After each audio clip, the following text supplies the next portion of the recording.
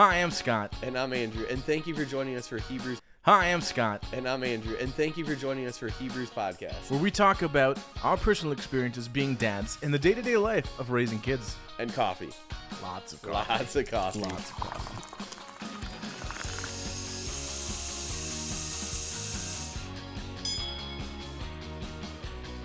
Good morning and welcome. Morning. Welcome back. How's it going over there, big guy? It's going. Yeah. It's going. Yep. I'm a whole one tooth less. You're a lot lighter. Yeah. If you can hear it, I'm sorry. I'm probably more self-conscious about it than anything. Just hold the mic up there. Yeah, just hold it up. You can't see my teeth. You can't see it. You can't. Yeah, shiny With the listen here. So yeah, I did have to get a tooth pulled. It was super fun. 0 out of 10. Would not recommend. Don't do it. Don't do it. Mm-mm. Don't take softballs to the mouth. Don't Yum. let your kid smash your head. Yep. Yeah, it was a What's funny, like right after you did that, I was holding Eliza, and she was trying to do that too. She's throwing her head back, and I just moved her a little to the side so she could like hit the side of my chest instead of hitting my face. instead of hitting your face. Because she's not. Yeah, I mean, kids don't stop doing it. They're not like, oh, I hurt Yeah. you. I'm gonna stop. Right. It's like, oh, okay, go to town. Just hit my chest instead of my face. Yeah. So that's been my week, really. That's It's it. Just losing a tooth. Yeah, losing a tooth. Toothless over here. Yep. And well, I guess that's not the only thing that happened. My Laney's grandpa did end up passing away, which is always sad and hard to process through and deal with. And Yeah. so the funeral will be this week. So that was pretty big. Yeah. So I mean, I've been praying for her and their family, and Yeah. I'm glad that they got to spend some time up there with him Oh, yeah. before. It's really, I mean, it's always tough to go through that, but yeah. it's gonna be nice to have it to look back on that she had time there with Oh, him yes. at the end. I don't know what Yeah. his mental capacity was at the very end, but my grandfather had passed away. I want to say 3 or 4 years ago now at this point, and it was kind of like a, hey Scott, by the way, your grandfather passed away, and it was a sudden thing, and it's hard no matter what, right? And Oh, it was yeah. just at that point I didn't see my grandfather a lot. When I was younger, we used to spend lots of time with them. We would we had a summer house that we would spend all summer with my grandparents from both sides. But then once my family sold our house, we didn't get to see them much because they lived down in South Carolina. And Yeah. it was just like random out of the blue. I got a call from my dad, and I was like, this can't be good, because my dad doesn't call very often. I mean, he's busy, I get it, but when you get a phone call that's not a birthday and not a holiday, it's like, uh-oh. And Yeah. it was, so that was a shock, but we're still praying for Elaine's family, and thank you. the service is Yeah. coming up. So Yeah, it's definitely I was kind of not pushing her to go, but I also was like trying to ask pretty pointed questions because I didn't get to say bye to my grandpa. yeah, I it didn't is know what tough. that's like. Sure, Like it's sure, not. sure. Yeah, but yeah, it just remembering his life and his legacy, and Now it's a celebration, right? yeah, So- now it's a celebration. And it's hard to see it that way. And, Right? No, it is. But- It very much so is. But I And do. there's- My grandmother's funeral was the weirdest thing in my life. It was the first funeral that I had been to. I was like 10 or something. I was young, and it was just all family, and it was the happiest day of like half of our lives. It was like we're all partying and eating and drinking, and I was drinking Shirley Temples as a 10-year-old. So it was delicious. But like everyone was laughing and having a great time, and I was like, this is just weird. I was thinking about it. I was like, Yeah. it's a weird day, Yeah. but it was a happy day, Yeah. and it was so. So that's been my week. Been busy Mhm. with losing my tooth, and then being with Rylan for the weekend. hanging out with Yeah. him while she was up there, and then losing him, and Got a which little is taste of always my career over there. tough. Yeah. Oh yeah, it's fun. We had a Oh, good time. It's not a hard job. So what about you? How was your week? My week was great. We had, let's see. I hate this question because all of a sudden I don't remember what I did it's at all. like, on the spot, I can't It's remember. like, yeah. Let's see. The kids have been doing soccer and swim. School's winding down, and everything is just getting so busy. We have house projects that we're trying to do, and it feels like there's no time in the world, but you know what I mean? You know that feeling? It's like stressed out because you're like, I have a list of so many things to do, and then you have time, but you just don't realize it. Yeah. And then the time's gone because you're like, oh, I didn't do it. And Yeah. so we've been pretty stressed out and busy, and the kids staying up late for soccer. I don't know why they have like 7-year-olds play till 8 p.m. Yeah, that's kind of nuts. And it's like, wow. That's yeah. So anyway, it's been a good week though. Yeah. Yeah, starting to warm up, which is always fun. Oh, that's definitely right. It's always great. good. Cleaned off. Mother's Day is this weekend, and Mother's it's actually Day. going to be pretty nice. Yeah, don't forget to do something special for your mother, for sure. And if you have young kids, help them do something special for your wife or their mom. I don't know either way. But like I know it's not your job to do something for your wife for Mother's Day. But your 4-year-old's not going to do it. So help him out. Andrew, help out your little guy. You should paint his face and just stick it on a piece of paper. the new The what? The new way to instead of hand paint. Oh yeah, hand it's the face. Yeah, just a face. Oh, that would be funny. Mm-hmm. Rylan would love it. I'm sure he would love it. Yeah, we used to do the footprint stuff. That was always fun. Mm-hmm. It seemed like before I did it, I'd be like, "Oh, it's a big mess. It's gonna be awful." Yeah, it's not that messy. No, And they have fun doing it, especially the little kids. Mm-hmm. Tickles. Yeah. Yep. Mm-hmm. So we got some. Do you want to do dad jokes first or coffee first? We'll do coffee so I can drink while you tell your dad joke and spit it all over you. So we did coffee a special way.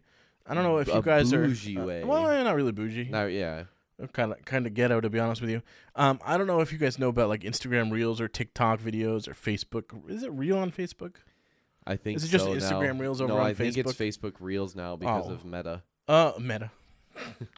Anyway, so I saw this video where they broke up a Ferrero Rocher and put coffee over it, made it an iced coffee. And to be honest, it looks disgusting because the hazelnuts all just float to the top. If you could get a little closer, you would just see all hazelnuts along the top. So I tried to mix mine in. It didn't work. They're still on the top. Andrew didn't mix his in, so it's gonna be all coffee. You can see the three different layers. colors. That's actually really nice. Yeah. That looks cool. What do they call that? The gradient, basically. The gradient. Yeah, that's what that is. Okay. So that's what this is. It's just Ferrero Rocher and iced coffee. The beans are delicious. We got them from our local. That's not a local coffee place. It's a local what do they do? Olive oils and vinegars and stuff. The bean is a Colombian Royal Honey, is what it's called, and it's delicious. Smells really good. Yeah, I can't tell you that this is gonna taste anything like the coffee itself. It probably right? Yeah, it's gonna be a lot of So milk and. All right, let's go for it. All right.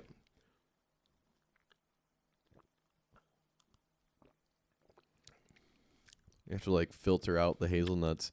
You have to filter out the hazelnut. It's not bad. No. Not as sweet as I thought it'd be. Yeah. That's the one thing. I was expecting it to be knocked down sugar. Yeah, you think the Ferrero and it would be yeah. It's good though.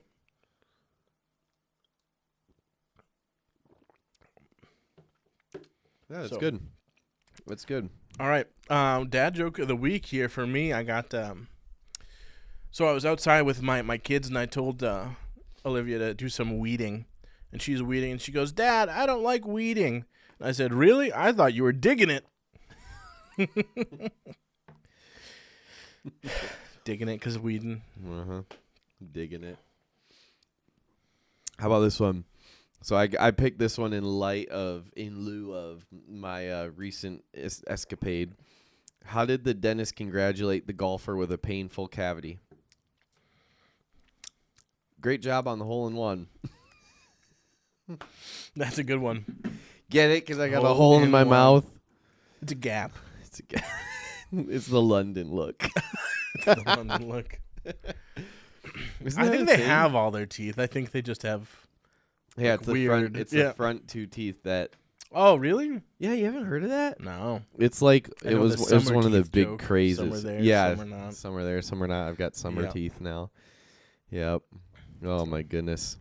All right, so you want to jump into our topic today? I know it hasn't been 30 minutes of us just talking, but still.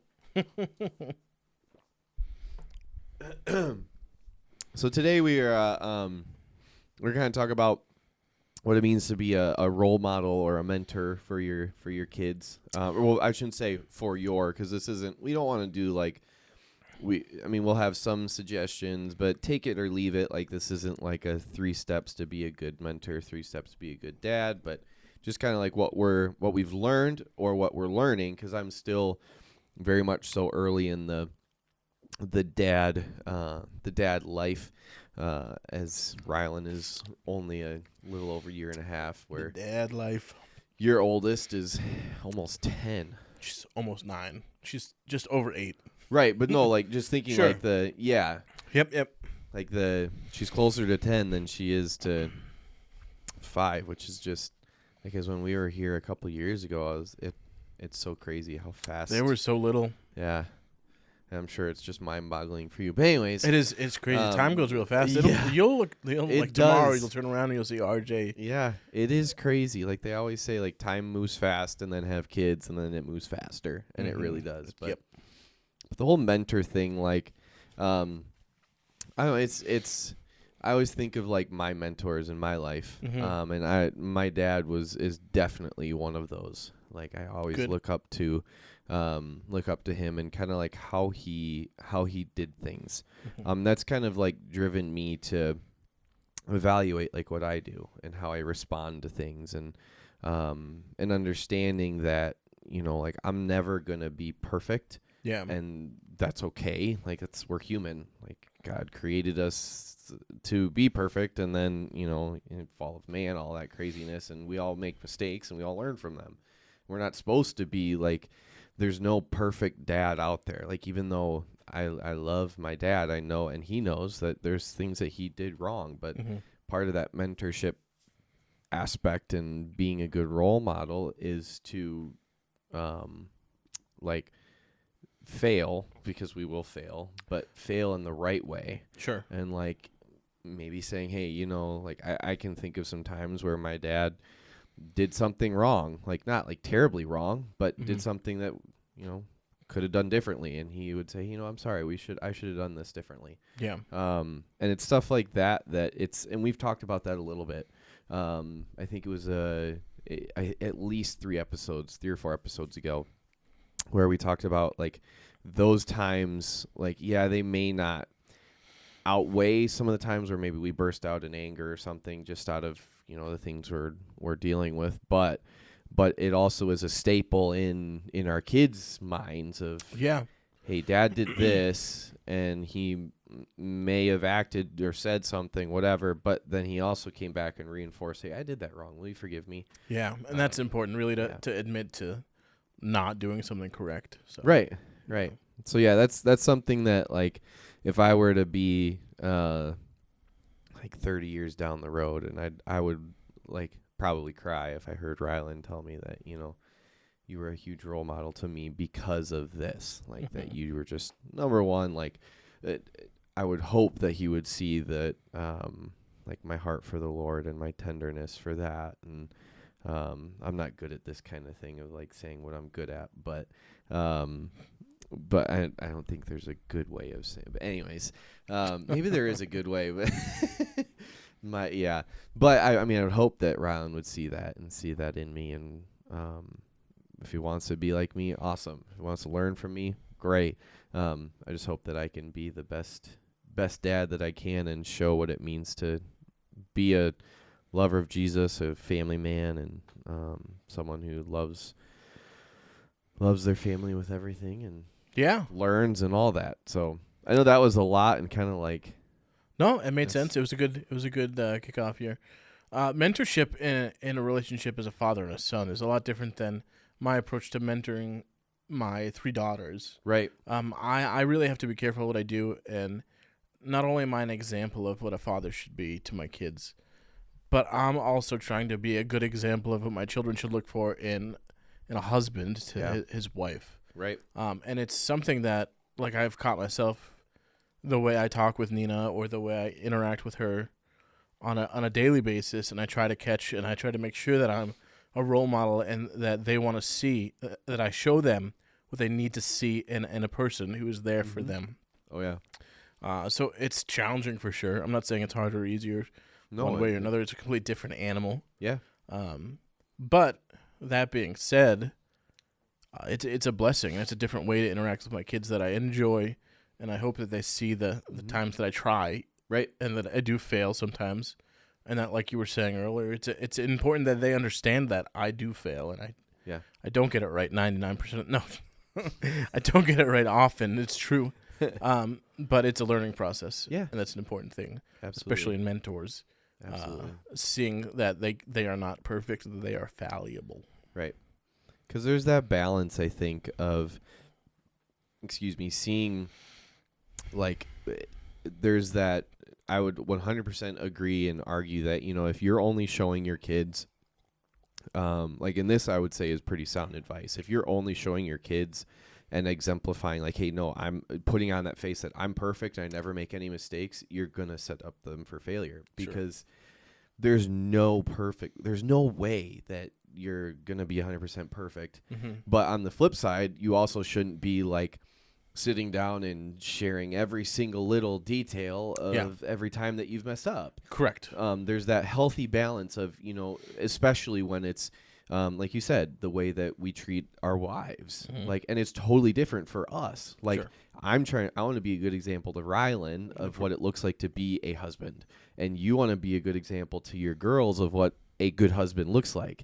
But it's so cool. Just which is like, the same, but it's different, right? Right. I was just about to say that. It's so weird, like, because it seems like the same We're thing. both trying to be good husbands. Right. And don't comment down below. Yeah. No, just kidding. We do our best. Do. When Liv said that. Yeah, my daughter at dinner, someone said do, and she laughed out loud and said do. And I waited. Yeah. If you didn't hear that episode, that was early on, actually. Very early that was on. very Yeah, early that was on. like when you first came back. Yeah. So check it out. But yeah, there's another thing I want to bring up here about mentorship is with the age of technology and like YouTube and media stars, like social media people that are big, a lot of people cling to them and be like, look how cool these people are, look how great they are, look at all these good things they do. Mm-hmm. But you don't see anything they don't want you to see. Right. So the dangers of having a mentor that you don't know, it's like, and then all of a sudden it comes out that they did something terrible and they're like, oh, I feel so shocked. How could this person do this? It's like, you don't know this person. Yeah. It's like one of my biggest pet peeves of putting politicians or media stars or actors up on a pedestal saying, look how perfect they are. Or even our pastors. Or pastors, yeah. Or youth pastors. No, you know those people. That's not what I mean, by the way. People you don't know and like put them up so high and you don't expect them to fail. So when they fail, it's like which they always fail. Yeah. By the way, people always will fail you. It's not. I'm not saying something bad about individual people. It's just don't put your faith in people. Don't worship them as some people do with movie stars and actors, and because they are not the people you want to be worshiping. Yeah, I mean, just a little the mentors that you need. Just a little side thing, especially. I mean, you hit the nail right on the head. Like you look at how many, the unfortunate truth that. You can go down the list of how many pastors have failed. Mm-hmm. But you can also go down in that list. You can see you get a mouthful of hazelnut. It just like fell out of my mouth.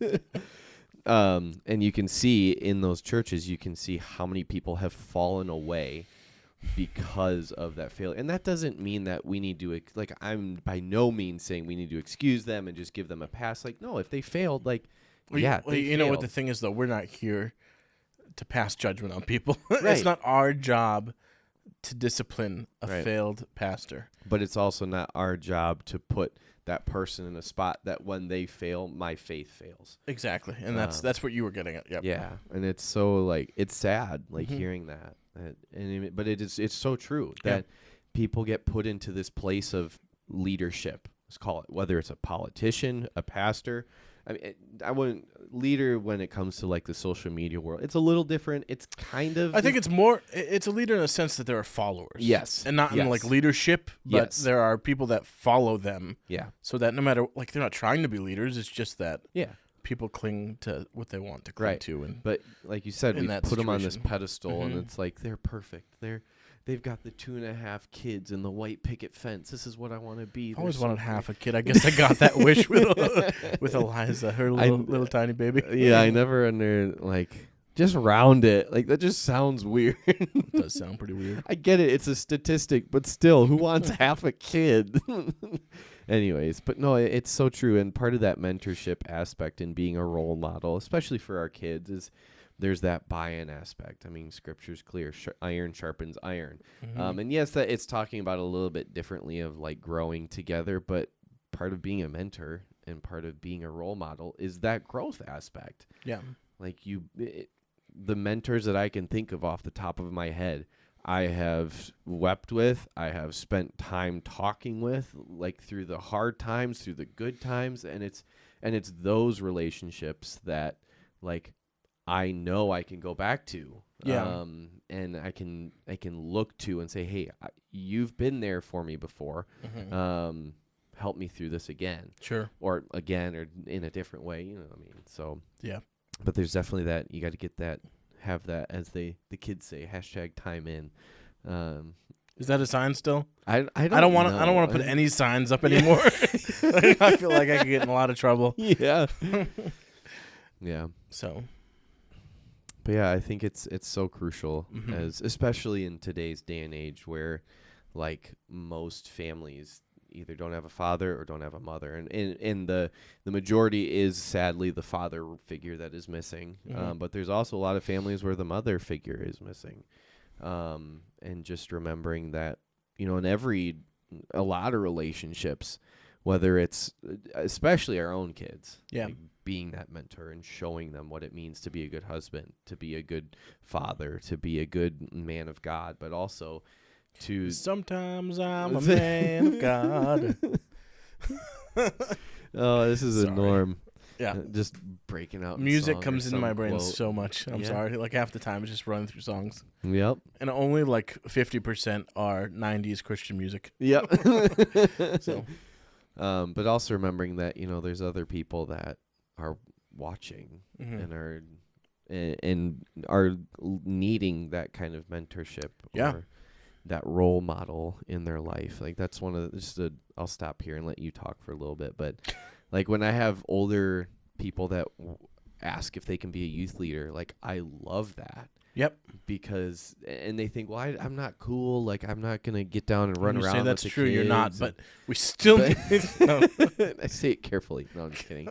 But just letting them know that, look, you won't be the cool hype one that's running around with the kids, but you can be their spiritual grandma, their spiritual grandpa, their spiritual father, mother, friend. I'm sure they love being called grandma and grandpa. Yeah, no, but you get it. Like there's a need for, you know, that relationship, and if we are putting in that time with the kids and with people, really, that as we're told to do, like it's just.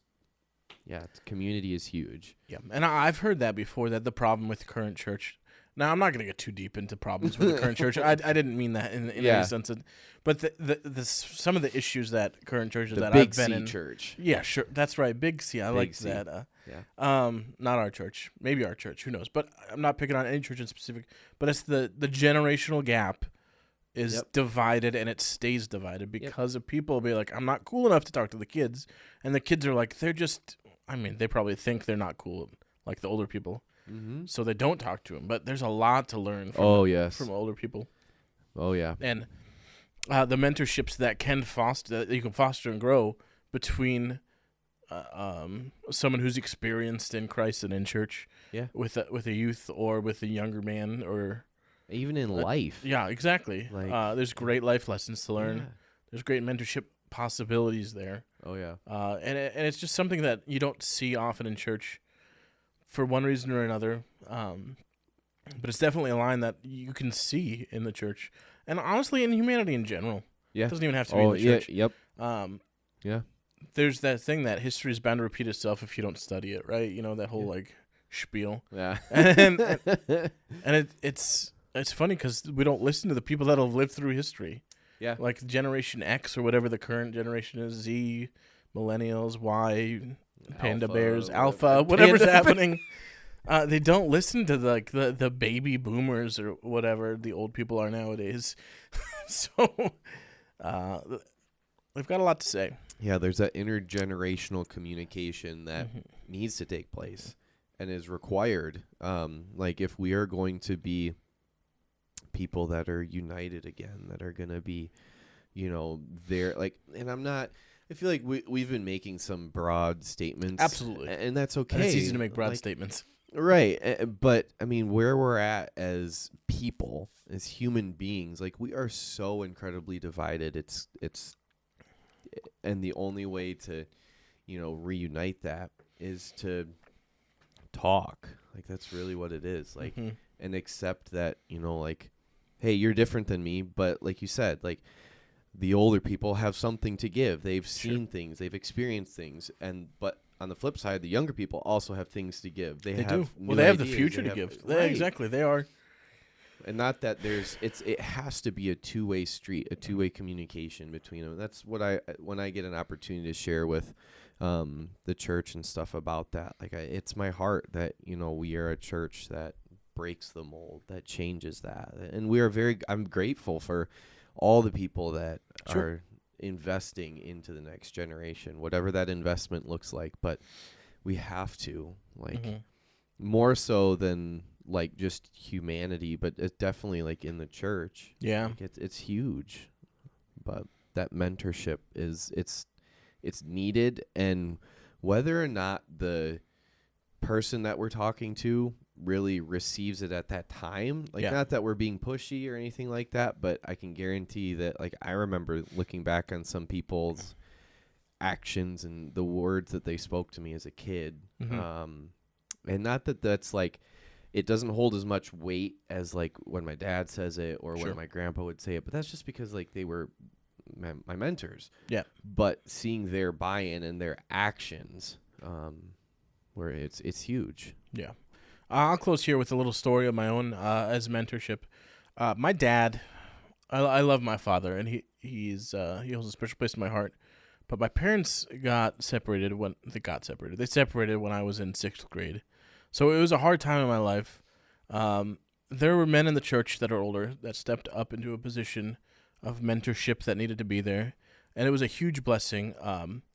There was a man who he wasn't even the youth pastor. He was he helped out with the youth, kind of like someone who would help out. And he had a sailboat, and he called my mother at the time and talked to her about me traveling with him on his sailboat, because he had to move it from North Carolina down to Georgia or something, and they traveled the intercoastal waterway down there, which is amazing, by the way. I was like 11 or 12. So cool. And I loved sailing at the time, but I sailed little sailboats.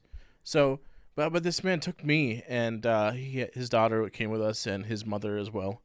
And it was an amazing adventure, and I had a great time, and it'll stick with me. And nothing like special really happened. We talked, of course. We just had that time together, and he took time out to be there for somebody, a youth in the church that needed mentorship at the time. And it was an amazing blessing. That church did a fantastic job. Also, the youth pastor there took me and my brother to Disney World when my mom got sick and she was supposed to do it. So it was like the mentorship. That's what I would love to see. And not that I don't see it. I might not look exactly too hard for it, but that kind of the relationships fostered in church between the age gaps, the generational gaps. Absolutely. It was a blessing for me, and I'm really glad they were there in my life. Yeah. So, and it's so huge. It is. Like, and I need to make a mental note that I'm getting older. I was about to say, like, when I get old, I need to make sure I do that stuff, but I'm already old.